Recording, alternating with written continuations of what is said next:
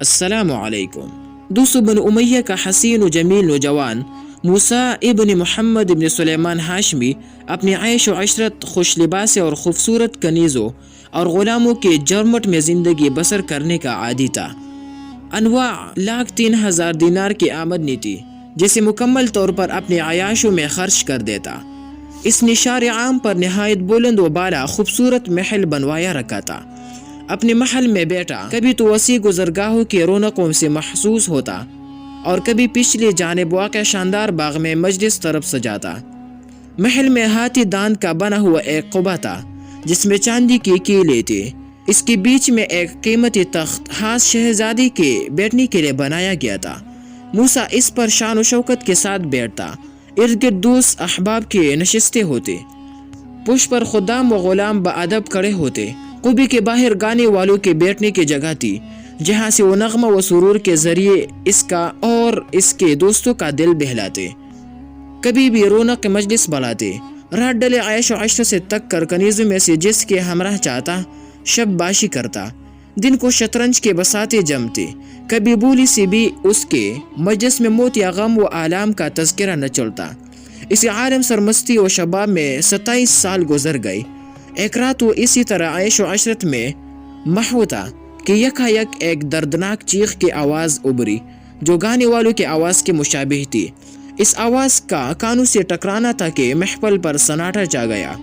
موسیٰ نے قبے سے سر نکالا اور آواز کا تعاقب کرنے لگا۔ شراب و شباب کا یہ رسیا اس کربناک آواز کی تلخی کو برداشت نہ کر سکا۔ غلاموں کو حکم دیا کہ اس شخص کو تلاش کرو اور میرے پاس لاؤ۔ غلام و خدام محل سے باہر نکلے۔ انہیں قریب مسجد میں ایک کمزور، لاغر اور نحیف و نازار نوجوان ملا جس کا بدن ہڈیوں کا پنجر بن چکا تھا۔ رنگ زرد، لب خشک، بال پریشان، دوپٹی چادروں میں لپٹا رب کائنات کے حضور مناجات کر رہا تھا۔ خادموں نے اسے ہاتھ پاؤں سے پکڑا اور موسیٰ کے سامنے حاضر کر دیا۔ موسیٰ نے اس سے تکلیف کا سبب پوچھا۔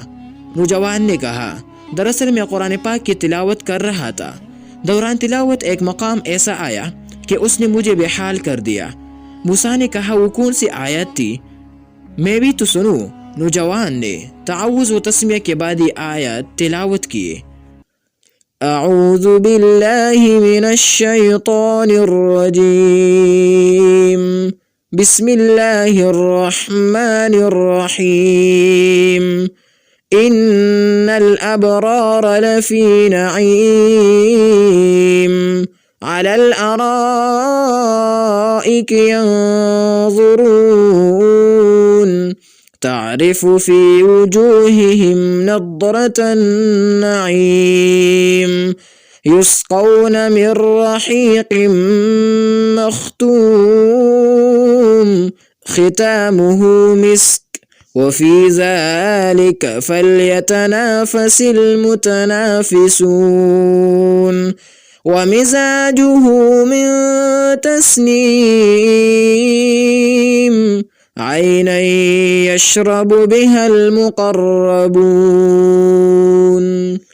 ترجمہ: بے شک نیکوکار ضرور چین میں ہے، تختوں پر دیکھتے ہیں تو ان کے چہروں میں چین کی تازگی پہچانے، نتری شراب پلائے جائیں گے جو مہر کی ہوئی رکھی ہے، اس کے مہر مشک پر ہے اور اسی پر چاہیے کہ للچانے والے، اور اس کے ملونی تسلیم سے ہے وہ چشمہ جس سے مقربان بارگاہ پیتے ہیں۔